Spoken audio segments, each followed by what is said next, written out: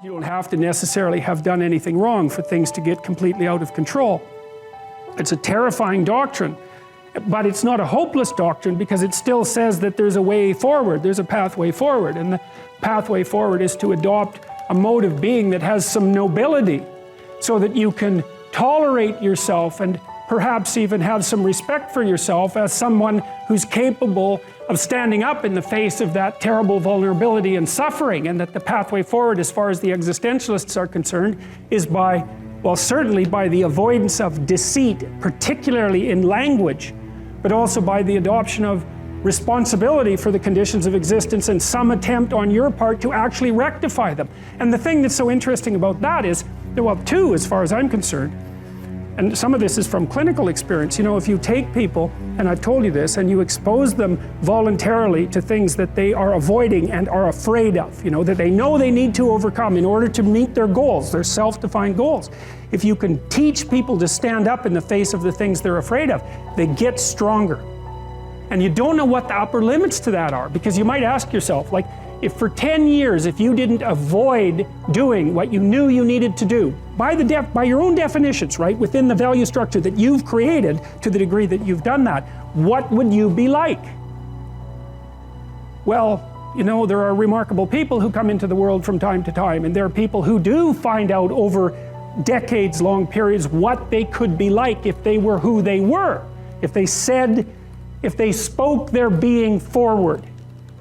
And they get stronger and stronger and stronger, and we don't know the limits to that. We do not know the limits to that. And so you could say, well, in part, perhaps the reason that you're suffering unbearably can be left at your feet, because you're not everything you could be, and you know it.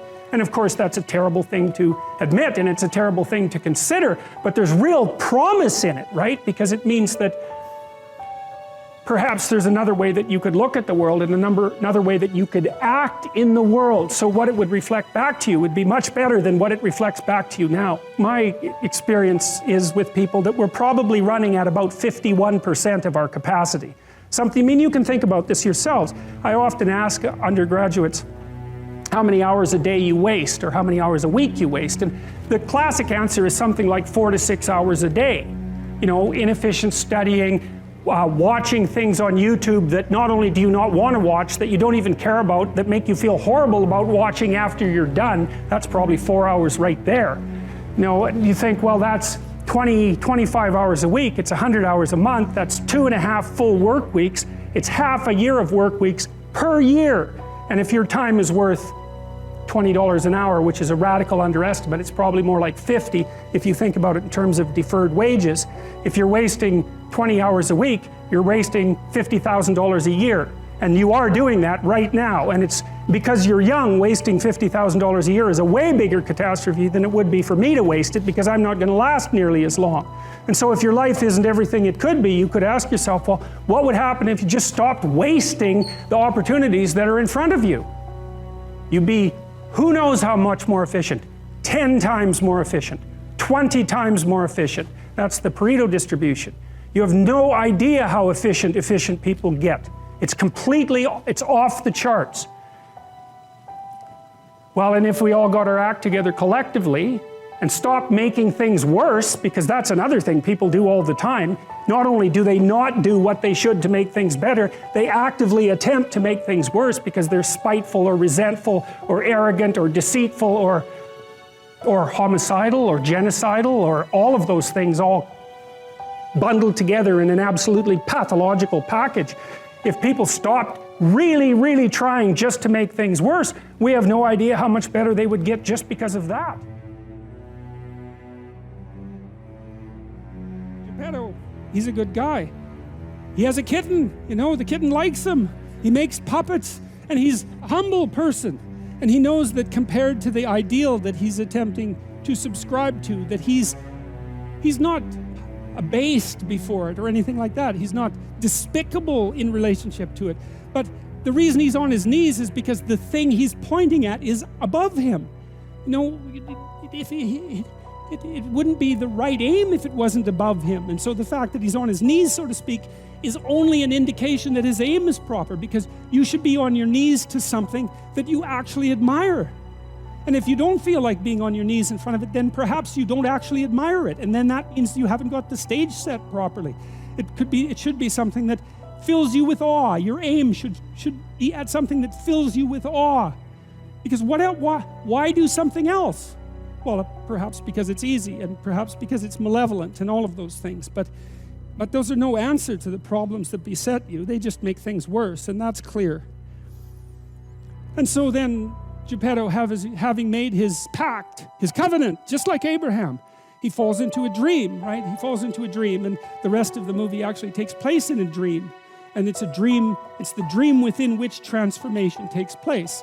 And that's laid out, at least in part. Time stops in the Pinocchio story, and everything happens to Pinocchio in some sense in a land that's outside of normal time, and that's the infinite archetypal space, and that's a real place. That's a real place. The infinite and the finite coexist, and most of the time we're in the place of the finite, but that doesn't mean that the place of the infinite doesn't exist. It just means that we can't get access to it. We just get intimations of it from time to time. You know, when things are going perfectly well for you, on those rare occasions where everything comes together, for the brief moment you inhabit that divine place, and you have some sense of what your life could be like if you organized it from the smallest element to the largest element. And that's a place that you can inhabit, if not forever, in a manner that at least felt like forever. Well, because of Geppetto's decision, the transcendent manifests itself. It takes the form of the blue fairy. Here, that's the positive element of nature, right? So we could say, well, nature, it's not so clear that she's on your side, right? She's the Red Queen in Alice in Wonderland, who runs around screaming when you go down the rabbit hole, who runs around screaming off with their heads, and who says, in my kingdom, you have to run as fast as you can just to stay in the same place. That's Mother Nature. But then we might say, well, how do we know that Mother Nature's attitude towards you isn't negative because your attitude towards things isn't proper? And that's what this film attempts to indicate. The idea is that if you aim properly, then nature aligns itself behind you. Now, it also arrays itself in front of you, perhaps even as an antagonist, but the power that it provides you with from within might be sufficient to overcome it from without. And I think that the clinical evidence is clear about that. Because one of the things that we do know is that if you take people who are confronting terrible things and shrinking from them, and you teach them how to structure their behavior so that they can advance with courage, everything works better for them. Their fears decrease and their character grows. And so there might be enough of nature within us to help us withstand the nature that's outside of us. And it depends, at least to some degree, on how it is that we orient ourselves in the world, to some unknowable degree. Now, Geppetto wants an autonomous individual as a son. And that's also something that makes him a great person, because autonomous individuals have their own will. And if you're a tyrant, it's the last thing that you're going to want. And if you're the tyrant who's jealous of his son, it's even more so the last thing you're ever going to want. And so to aim high and to want the development of the autonomous individual are the same thing. And I would say that's the core story in some sense of Western culture, is that to aim high and to develop the autonomous individual are the same thing. And that's what happens in Pinocchio. That's what happens in the story of Abraham. And the transformation takes place, the magical transformation. And in the Pinocchio story, one of the things that's so interesting about it, and this is part of its mythological substructure, from the scientific perspective, there's only two determining forces with regards to the destiny of the individual. There's nature, deterministic, and culture, deterministic. And then scholars wrangle about which of those is the greater force. But in mythological stories, there's always a third element. And that third element is something like autonomous consciousness. And there's no place for autonomous consciousness in the deterministic story of nature and culture. But we all act as if autonomous consciousness is the primary reality. And the biblical stories are predicated on the idea that autonomous consciousness is what gives rise to the world. And I don't think that we're in a position to presume that that is necessarily in error. And so what that means is to aim high and to develop the autonomous individual is is simultaneously the decision to formulate an allegiance with the conscious power that brings being into existence.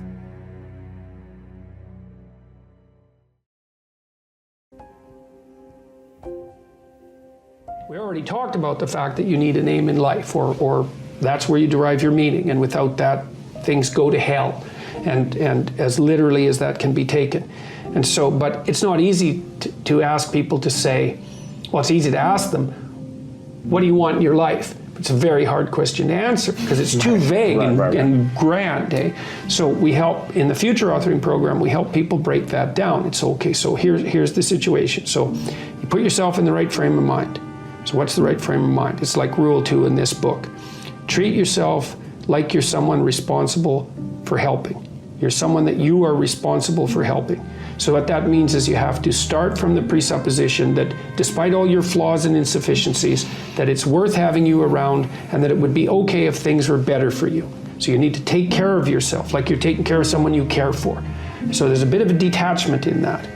And then the next thing is, okay, so now look 3 to 5 years down the road. Okay, you get to have what you need and want, assuming you're being reasonable and that you actually want it, which means you're willing to make the sacrifices that would make it possible. What do you mean by reasonable? Well, that's the next thing. Well, within your grasp, that would be something. What if something is out of your grasp, but you still push hard enough? Well, then you need an incremental plan, right? You need to break that goal down into steps. Not some crazy goal within a year that's like you haven't even done the work to master a skill yet. Yeah, I got it. Yeah, well, that's it. And you can have a high-end goal, and more power to you if you do. But you need it. Yeah. Well, you need a pathway to it. Absolutely. You know, if it's 10 stories up above you, you need a staircase to get there, right? And so you have to build the staircase too. Right. And so in the Future Authoring Program, so you're asked, first of all, okay, you get to have what you want and need. That's the proposition, but you have to aim at it. You have to define it and aim at it. So then the first thing is, okay, if you could put your family together the way you wanted it to be, what would that look like? And so that might be your siblings and your parents, but that also might be, you know, your wife or your husband and your kids, assuming that you're at that point in your life. If you could have the family you wanted, what would that look like? Right? Okay. Career, same thing. You get to have the career or the job that is within your grasp, necessary and suitable for you if you were taking care of yourself. How are you going to educate yourself? Because you're not as smart as you should be. There's a lot more things you need to know. So you got to keep learning and moving forward. So you need to plan for that. How are you going to take care of yourself mentally and physically? Right? So how are you going to avoid the catastrophic temptations, for example, of drugs and alcohol, because that pulls a lot of people down. You need a plan for that. You're going to be a social drinker. How much are you going to drink? How much is too much? What about your drug use? You got to regulate that so it isn't a pitfall. How are you going to use your time meaningful and productively outside of work? So you need a plan for that.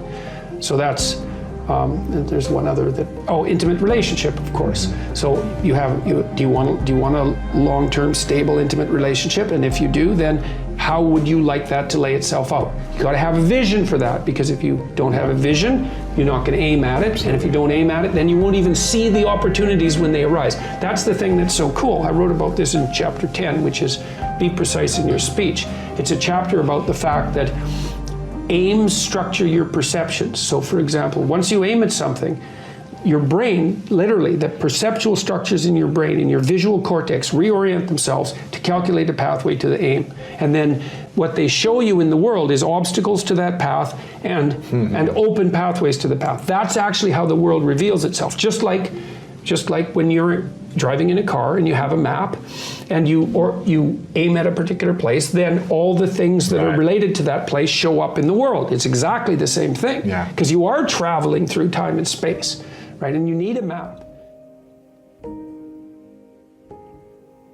So after you answer these 7 questions, and you're encouraged to do it badly, because you don't have to get perfectionistic, just complete it, right? Because a bad plan is better than no plan. It gives you something to improve.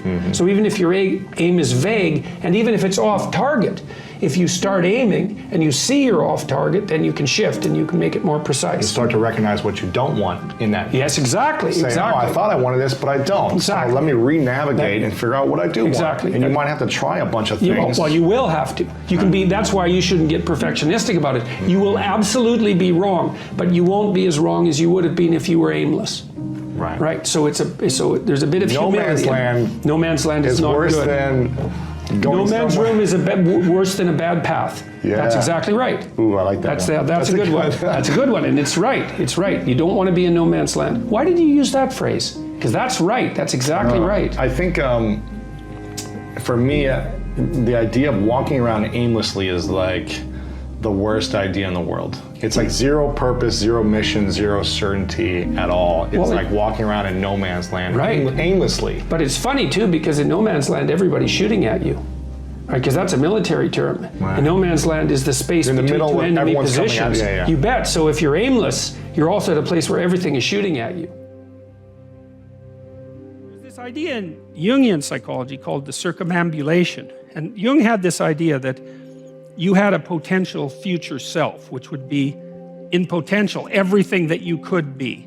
And that it manifests itself moment to moment in your present life by making you interested in things. And the things that you're interested in are the things that would guide you along the path that would lead you to maximal development. Now, it sounds like a metaphysical idea or a mystical idea even, but it's not. It's not. It's a really profoundly biological idea. The idea is something like, well, you're set up so that you're automatically interested in those things that would fully expand you as a well-adapted creature. Well, like, there's nothing radical about that idea. What else could possibly be the case? Unless there's something fundamentally flawed about you, that is what the situation would be. It's kind of interesting to think about how that would be manifest moment to moment, but the idea is something like, well, your interest is captured by those things that lead you down the path of development. Well, that better be the case. Okay, so that's fine. And so there's some utility in pursuing those things that you're interested in. That's the call to adventure, let's say.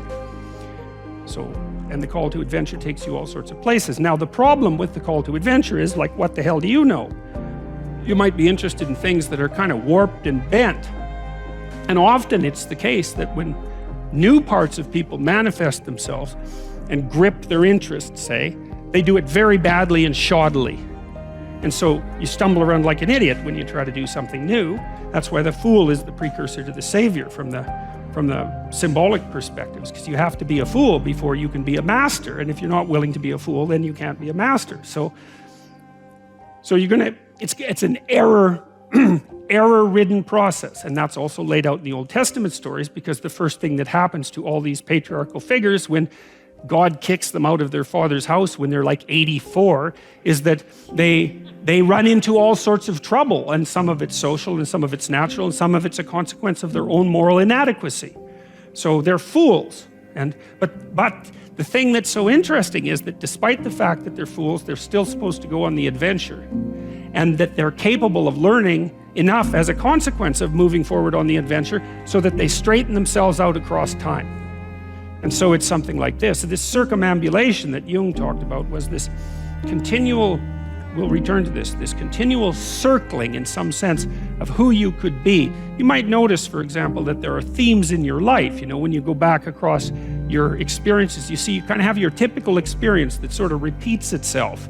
And there might be variation on it, like a musical theme, but it's like you're circling yourself and getting closer to yourself as you move across time. Imagine that something glimmers before you. It's an interest that's dawning, and you decide, well, first of all, you're paralyzed. You think, well, how do I know if I should pursue that? It's probably a stupid idea. And the proper response to that is, you're right, it probably is a stupid idea, because almost all ideas are stupid. And so the probability that as you move forward on your adventure that you're going to get it right the first time is zero. It's just not going to happen. And so then you might think, well, maybe I'll just wait around until I get the right idea, and which people do, right? So they're like 40-year-old, 13-year-olds, which is not a good idea. And so they wait around until it's waiting for Godot, until they finally got it right. But the problem is you're too stupid to know when you've got it right. So waiting around isn't going to help, because even if the perfect opportunity manifested itself to you in your incomplete form, the probability that you would recognize it as the perfect opportunity is zero. You might even think it's the worst possible idea that you've ever heard of anywhere. Highly likely, highly likely. So So you have, Nietzsche called that a will to stupidity, which I really liked. So, because he thought of stupidity as being you have to take it into account fundamentally and work with it. And so you can take these tentative steps on your pathway to destiny, and you can assume that you're going to do it badly. And that's really useful because you don't have to beat yourself up. It's pretty easy to do it badly. But the thing is, it's way better to do it badly than not to do it at all.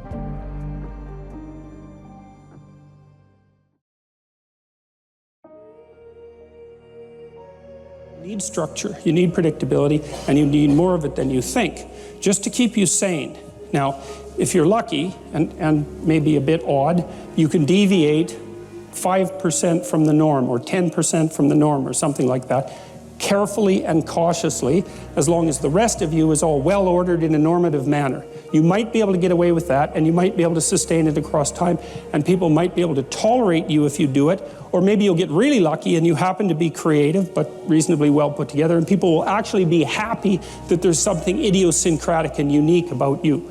But even under those circumstances, mostly what you want is to have a routine that's disciplined, that's predictable, and bloody well stick to it. You're going to be way healthier and happier and saner if you do that. And then the other thing that you need, because this is one of the things the psychoanalysts got wrong, I think, is that they overestimated the degree to which sanity was a consequence of being properly structured internally, you know?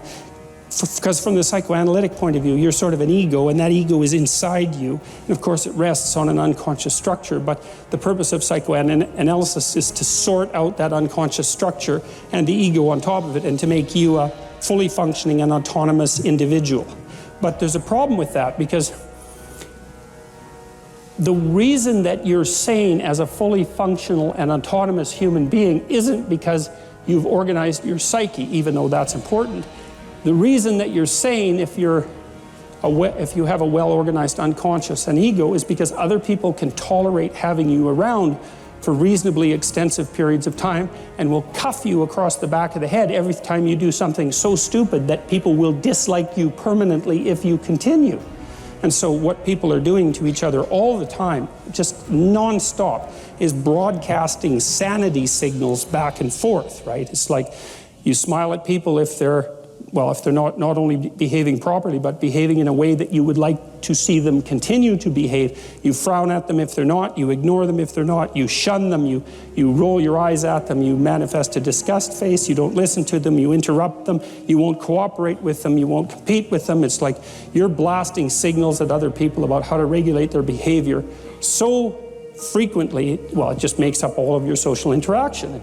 That's why we face each other, and we have emotional displays on our face, and we're looking at each other's eyes, and we know as much as we can about what's going on with each other, given that we don't have immediate access to the contents of their consciousness. And so partly what you're doing with your routine is establishing yourself as a credible, reliable, trustworthy, potentially interesting human being who isn't going to do anything too erratic at any moment. And everyone else is around there tapping you into shape, making sure that that's exactly what you are. And that's how you stay sane. And so what happens to people too, if they don't have a routine and they get isolated, is they start to drift.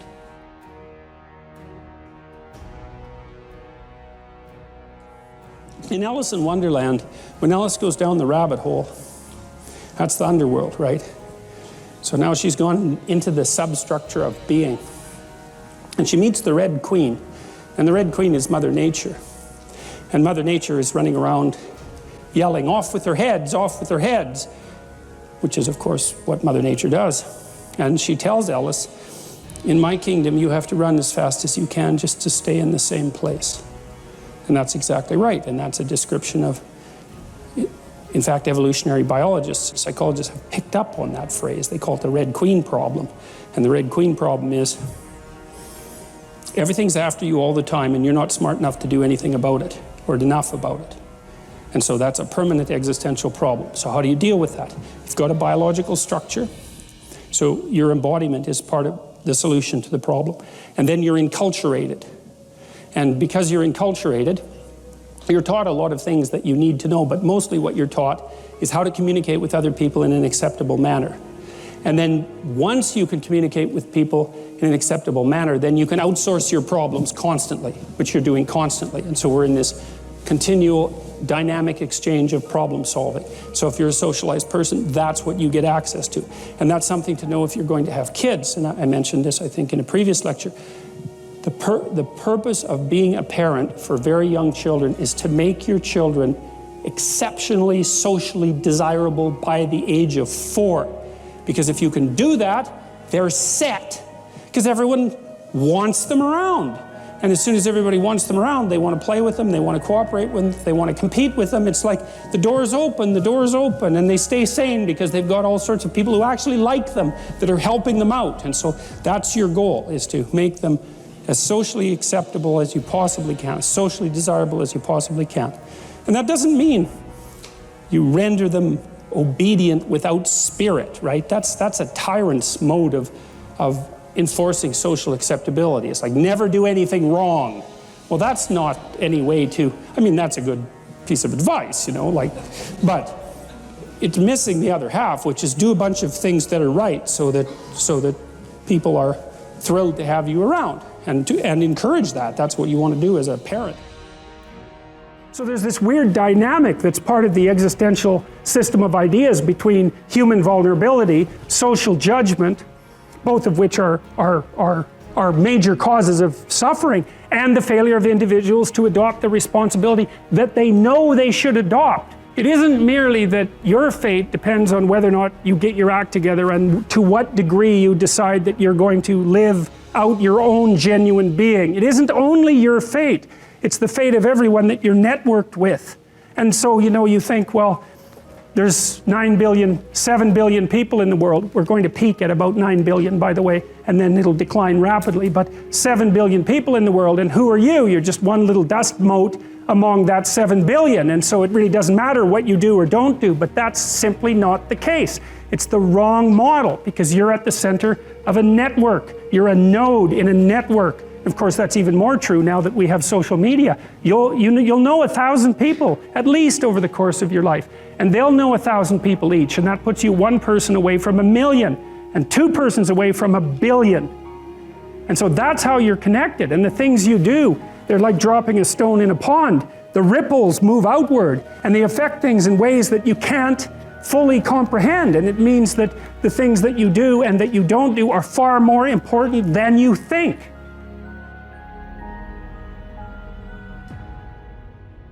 And so if you act that way, of course, the terror of realizing that is that it actually starts to matter what you do, and you might say, well, that's better than living a meaningless existence. It's better for it to matter.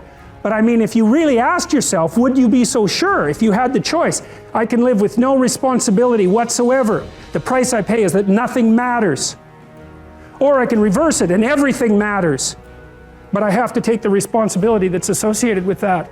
It's not so obvious to me that people would take the meaningful path. When you say, well, nihilists suffer dreadfully because there's no meaning in their life and they still suffer. Yeah, but the advantage is they have no responsibility. So that's the payoff, and I actually think that's the motivation. Say, well, I can't help being nihilistic. All my belief systems have collapsed. It's like, yeah, maybe. Maybe you've just allowed them to collapse because it's a hell of a lot easier than acting them out. And the price you pay is some meaningless suffering, but you can always whine about that and people will feel sorry for you, and you have the option of taking the pathway of the martyr, so that's a pretty good deal, all things considered, especially when the alternative is to bear your burden properly and to live forthrightly in the world. Well, what Solzhenitsyn figured out, and so many people in the 20th century, it's not just him, even though he's the best example, is that if you live a pathological life, you pathologize your society. And if enough people do that, then it's hell. Really, really. And you can read the Gulag Archipelago if you have the fortitude to do that, and you'll see exactly what hell is like. And then you can decide if that's a place you'd like to visit, or even more importantly, if it's a place you'd like to visit and take all your family and friends, because that's what happened in the 20th century.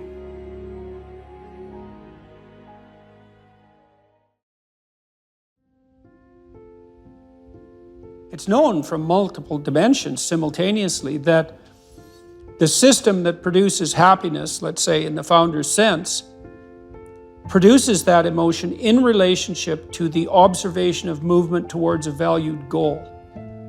And so you can derive some conclusions from that. The first is that without a goal, there's no happiness by definition, because happiness marks movement towards a valued goal. The next is, well, the higher the goal, the more value there is in the observation of movement towards it. And so out of that, you might ask, well, then what's the highest goal? Because why don't we go for that? Well, then you could say, well, you should do your best for the best. You might say, well, that's just to make me hedonically happy. It's like, well, wait a second, cocaine will work for that, because it actually even activates this system. But what about tomorrow and next week and next month?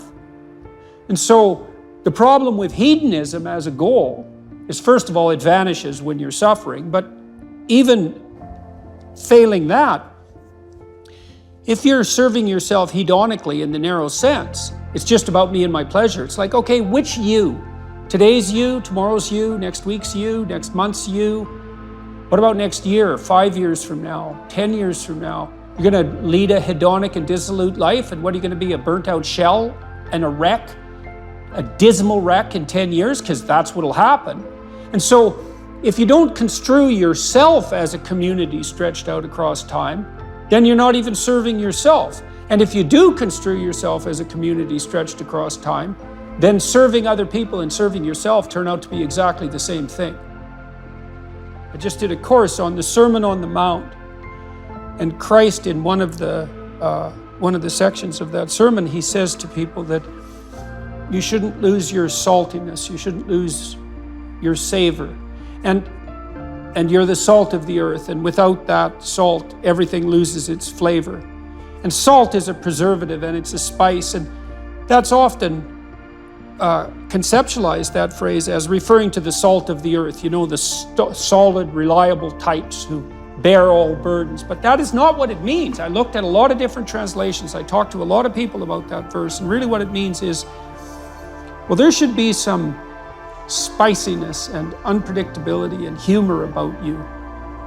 And there should be some play in the system, right? Because that's what stops you from just being the narrow, dead, past letter of the law with no spirit. There should be some snake inside the tree, right? There should be some fire inside the bush. Those are all ways of construing that are symbolically equivalent. There should be some dynamism in you, and a fair bit of that's associated with, well, enthusiasm. That's fun, but enthusiasm means to be imbued with the Spirit of God. That's why people like comedians so much too, because that's what they do. And so you have to leaven the duty with humor, and your book does a lovely job of that too, because your book, which is a very conservative book in the best possible way, and is a call to duty and responsibility, but you constantly return to themes of both stoicism and humor, which are tied together in some sense. I was just in Newfoundland for the last week doing a documentary there, and Newfoundland's a rough rock, and it's beautiful and harsh, and the people there are tough and resilient, man, because they had to be. And Newfies have a great sense of humor, and they're always making fun, and that's a necessary leaven, right?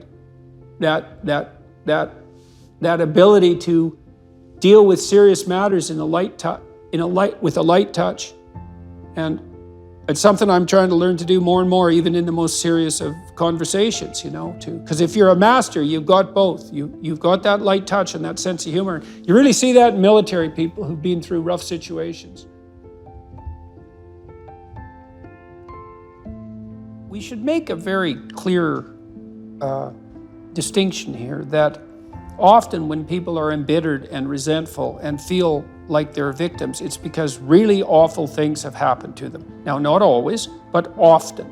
And so then the question is, well, if you're in a situation and something really awful is happened to you or has happened to you, then, well, why shouldn't you feel like a victim? And is there a better alternative? And part of what you were trying to lay out in this part of the book is what those better alternatives are. So part of looking for that hero is to find out from someone else's example. In your case, it was your mother, but these other sources that you described, of people who were in a sort of hell in an undeniable sense, but who chose in a very real way to make it as good as it could possibly be given the circumstances. And so they had to turn to sources of power, let's say, and strength and fortitude and resilience that weren't, in some sense, obviously associated with the catastrophe. I mean, in your mother's case, it's a pretty tragic situation. She's a young mother, she has young kids, now she has breast cancer, and she fights a losing battle over a period of 5 years. That's pretty bad.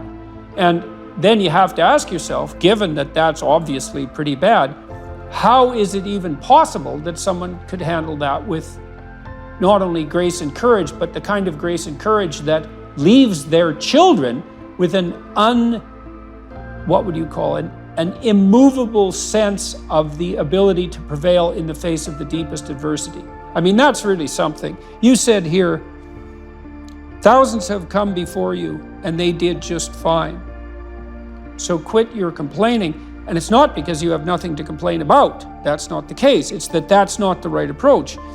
The fact is, and this is such an optimistic fact, as well as a judgment in some sense, the fact is that if someone else can do it, so can you. And that's something, right? If you're reading about the great heroes in history, people who are in these terrible situations, and you see someone rise to the occasion, and then you can say, well, that was a person who did that, and I'm a person, and so maybe I have that capacity too, even though I don't know how to approach it. And then some of the rest of your book, much of the rest of your book, I would say in some sense is a guide to help people figure out how they could approach that. One of the things you point out first is, well, notice who you admire, and then maybe try consciously practicing becoming like that. When you see someone in the depths of genuine suffering, hopefully what you're trying to do is to throw a lifeline, and one possible lifeline is compassion. And that's probably the right lifeline to throw an infant, who's suffering, that sort of overwhelming compassion. But for someone who is an adult or making progress towards being an adult, the lifeline that might be thrown is, there's something within you that would let you be more than you are, and much more, and maybe enough more so that you could actually deal with this suffering so it didn't turn into hell and take everything along with it.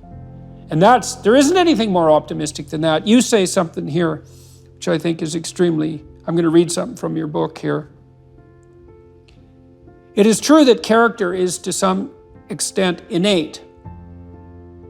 I would say what that does is that it provides each of us with a range of talents and a range of temptations. And so it's something like that. So it's the hand we're dealt, and there's certainly a genetic element to that. Our genetic makeup imbues in us certain proclivities, but it is as true that character is mostly a consequence of choices. Strangely enough, we all make them, and we should make them deliberately, with the knowledge that these choices are part of our responsibility toward a purpose other than our own selfish aims. That responsibility is to your family, friends, community, and country. That's something that conservatives put forward as a pathway to virtue. And what's so interesting about that, as far as I'm concerned, as an antidote to atomistic liberalism, let's say, that hyper-privileges the individual, is that it's definitely been my observation as a clinical psychologist that in the depths of misery, the capability that you have to be of service to other people, your family, your friends, your community, your country, that's actually a saving grace under such circumstances.